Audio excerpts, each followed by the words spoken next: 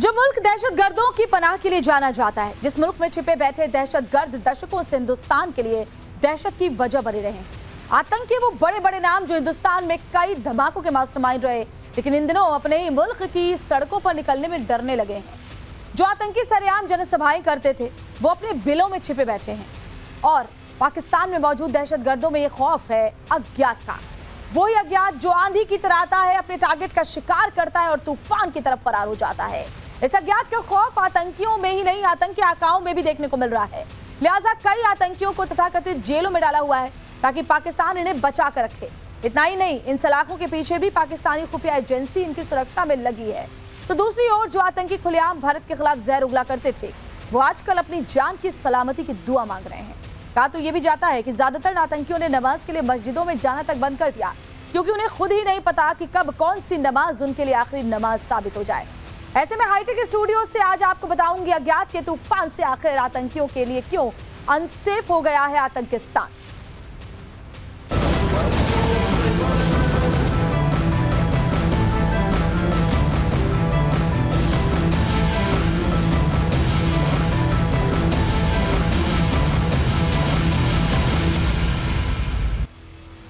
आतंकियों में अज्ञात की दहशत इस कदर होने की वजह है अज्ञात की दहशत, और इससे जुड़ी बड़ी खबर यह है कि इस्लामाबाद में हिजबुल आतंकी सज्जाद की मौत हुई है। रहस्यमयी हालात में मरा मिला सज्जाद अहमद। सज्जाद के साथियों का दावा है कि किसी अज्ञात शख्स ने इसकी जान ले ली है। हालांकि घटना को लेकर पाकिस्तान की ओर से अभी तक कोई आधिकारिक बयान या पुष्टि नहीं आई।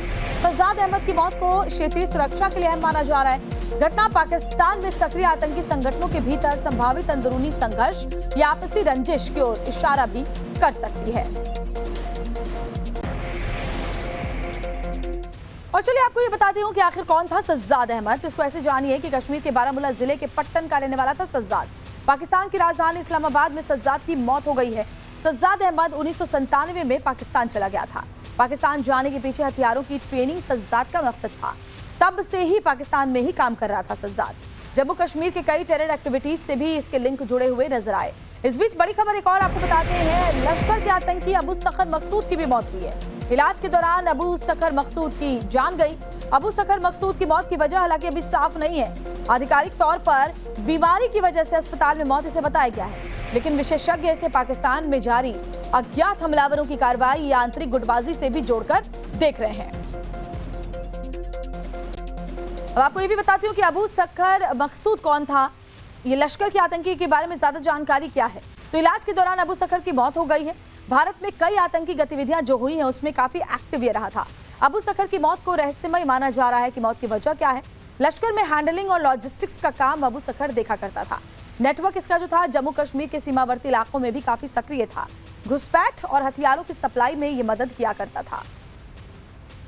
पाकिस्तान में आतंकियों की रहस्यमय परिस्थितियों में मौत का सिलसिला जारी है। हिजबुल मुजाहिदीन के कमांडर की रहस्यमय परिस्थितियों में मौत हुई है। बताया ये जा रहा है कि आतंकी संगठन हिजबुल मुजाहिदीन का कमांडर अहमद सज्जाद की मौत रहस्यमय परिस्थितियों में हुई है। अहमद सज्जाद की अगर बात की जाए तो वो जम्मू कश्मीर का रहने वाला है और पाकिस्तान में काफ़ी समय से छिपकर रह रहा था। इतना ही नहीं, कई आतंकी गतिविधियों में वो शामिल रहा है और कई लोगों की उसने जान ली थी।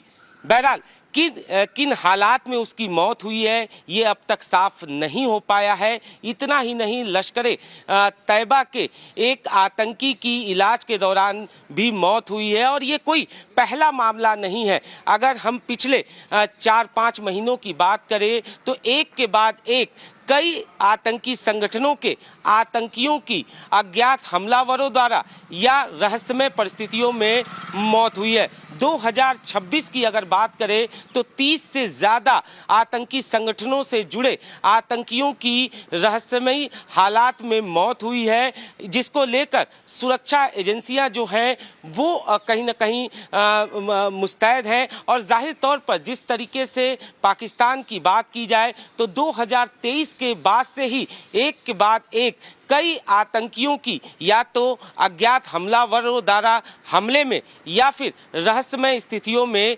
मौत हुई है। फिलहाल इन मौतों के पीछे कौन शामिल है ये अब तक साफ नहीं हो पाया है, लेकिन जो पाकिस्तानी एजेंसियां हैं वो इसको लेकर अलर्ट हैं। वहीं भारतीय एजेंसियों की बात की जाए तो भारतीय एजेंसियों की पैनी नज़र है।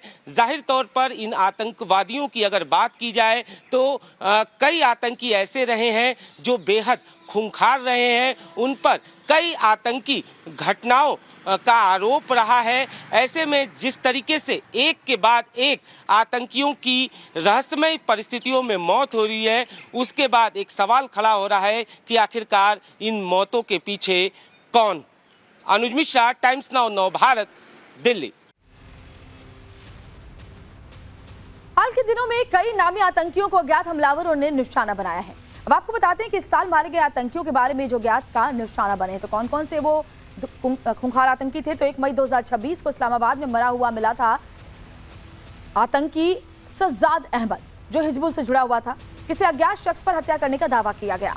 इसके बाद बात करें तो शेख यूसुफ आफरीदी, लश्कर ए तैयबा का आतंकी, जो 26 अप्रैल 2024 को खैबर पख्तूनख्वा में इसकी मौत हुई थी। हाफिज सईद के करीबी की गोली मारकर हत्या कर दी गई थी। इसके अलावा आमिर हमजा भी एक बड़ा नाम, लश्कर का संस्थापक। 16 अप्रैल 2024 को लाहौर में जानलेवा हमला इसके ऊपर हुआ था। इलाज के दौरान हमजा की मौत का दावा किया गया। 26/11 समेत कई हमलों का ये मास्टरमाइंड रहा था। इसके बाद बात मोहम्मद ताहिर अनवर की, जैश-ए मोहम्मद का ये एक्टिव मेंबर था। 30 मार्च 2026 को बहावलपुर में भी इसकी मौत हो जाती है। मसूद का बड़ा भाई संदिग्ध तरीके से मरा हुआ मिलता है। 2001 से लगातार आतंकियों की ट्रेनिंग का जिम्मा इसने संभाल रखा था। इसके बाद बात करें मुफ्ती शाह मीर अजीज बिजेंजो की। 7 मार्च 2026 को बलूचिस्तान में से गोली मार दी गई। कुलभूषण जाधव की किडनैपिंग में ये आतंकी शामिल था। आईएसआई का मुखबिर था। बलूचों की जानकारी भी इसकी ओर से दिया जाता था। अब बात रजा उल्लाह निजामानी की, लश्कर ए तैयबा का ये आतंकी। 2005 के IISc बेंगलुरु हमले का ये मास्टरमाइंड था। अज्ञात हमलावरों ने इसको भी मौत के घाट उतार दिया। अब्दुल रहमान, लश्कर ए तैयबा का आतंकी, लश्कर का मुख्य फाइनेंसर और हाफिज का बेहद करीबी माना जाता था। कराची में अज्ञात हमलावरों ने इसे भी मार दिया था। बात अदनान अहमद की, ये भी लश्कर ए तैयबा का आतंकी था। कराची में इसे भी अज्ञात बंदूकधारियों ने इसकी जान ले ली थी।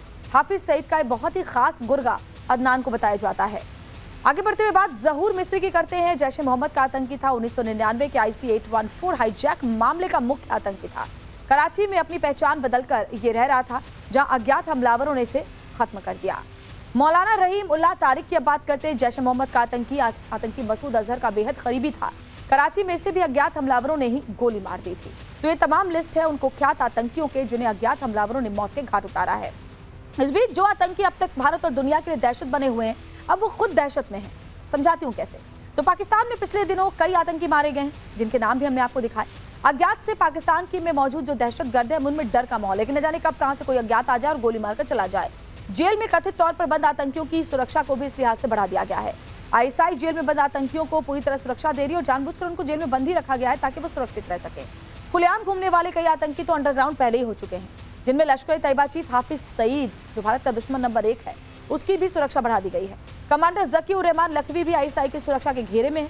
तो हिजबुल चीफ सैयद सलाउद्दीन की भी सख्त सुरक्षा कर दी गई है ISI की तरफ से। जैश-ए मोहम्मद चीफ मसूद अजहर को भी ISI की सुरक्षा मिली हुई है और इसके अलावा डी कंपनी और लश्कर जब्बर की भी सुरक्षा बढ़ा दी गई है।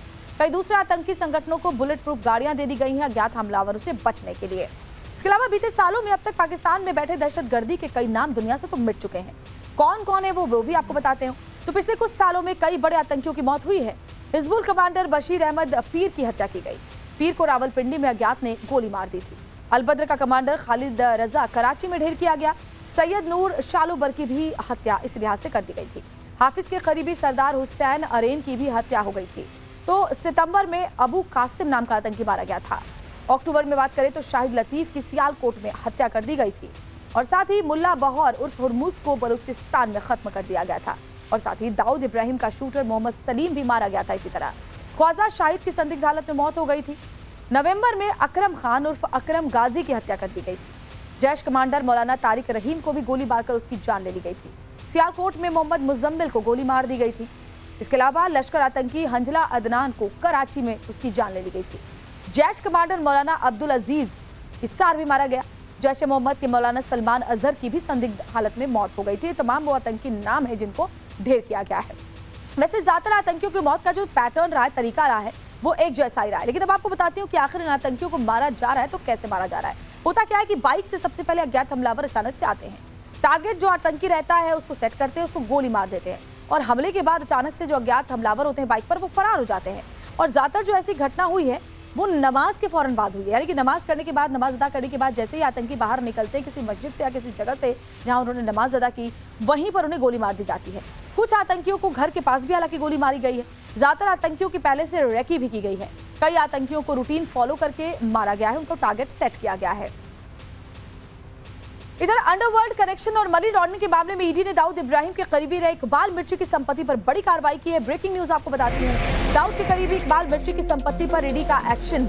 मनी लॉन्ड्रिंग मामले में ईडी ने एक बड़ा एक्शन लिया है। इकबाल मिर्ची की 700 करोड़ की संपत्ति को अटैच किया गया है। वॉली के बड़े प्लॉट समेत 14 विदेशी यूनिट्स अटैच किए गए हैं। मुंबई से दुबई तक फैली प्रॉपर्टीज अब ईडी के निशाने पर है। दरअसल मुंबई कोर्ट ने ईडी को इकबाल मिर्ची और परिवार के अतिरिक्त संपत्तियों को अटैच करने की अनुमति दे दी है।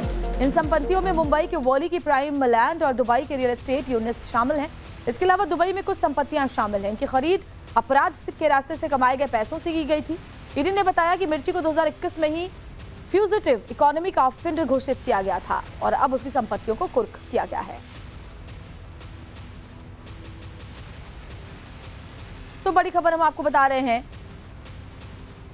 मिर्ची को 2021 में ही फ्यूजिटिव इकोनॉमिक ऑफेंडर घोषित किया गया था और उसके बाद उसकी संपत्तियों को कुर्क किया गया, क्योंकि इसकी जो ज्यादातर संपत्तियां हैं वो उस तरह के धन से कमाई गई हैं, खरीदी गई हैं जो कि अपराध के रास्ते से कमाए गए थे और इसलिए अब इन संपत्तियों को कुर्क किया गया है। बड़ी खबर आपको बता रहे हैं, मुंबई कोर्ट ने ईडी को इकबाल मिर्ची और उसके परिवार की जो अतिरिक्त संपत्तियां है उसे अटैच करने की इजाजत दे दी है। इन संपत्तियों में मुंबई के वॉली की प्राइम लैंड और दुबई के रियल एस्टेट यूनिट्स भी शामिल है। इसके अलावा दुबई में भी कुछ इसके संपत्तियां हैं। इनकी खरीद अपराध के रास्ते से कमाए गए पैसों से की गई थी और ये इकोनॉमिक ऑफेंडर क्योंकि है इसलिए इसके ट्रस्ट और परिवार के नाम पर जो संपत्तियां छिपाई गई थी उनको कुर्क करने की, उन्हें जब्त करने की अनुमति कोर्ट की तरफ से ईडी को दे दी गई है। तो बड़ी खबर हम आपको बता रहे हैं, ईडी का बड़ा एक्शन। मनी लॉन्ड्रिंग के मामले में इकबाल मिर्ची की 700 करोड़ की संपत्ति अटैच की जाएगी। वॉली के सभी बड़े प्लॉट्स इसके 14 विदेशी यूनिट्स अटैच होंगे। मुंबई से दुबई तक फैली प्रॉपर्टीज पर ईडी लगातार टारगेट कर रही है, निशाना लगा रही है और दरअसल मुंबई कोर्ट ने ईडी की इकबाल मिर्ची और परिवार की जो अतिरिक्त संपत्तियां है उसे अटैच करने की अनुमति दे दी है।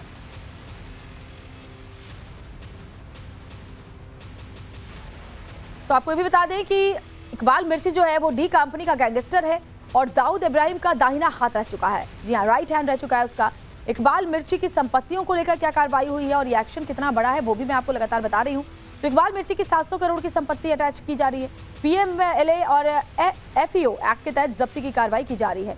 मुंबई के वॉली में 3 बड़े प्लॉट्स ईडी ने जब्त किए हैं, जिनमें राबिया मेंशन है, मरियम लॉज है और सी व्यू शामिल है। कुल 4970 वर्ग मीटर एरिया की प्रॉपर्टी पर यह एक्शन हो रहा है।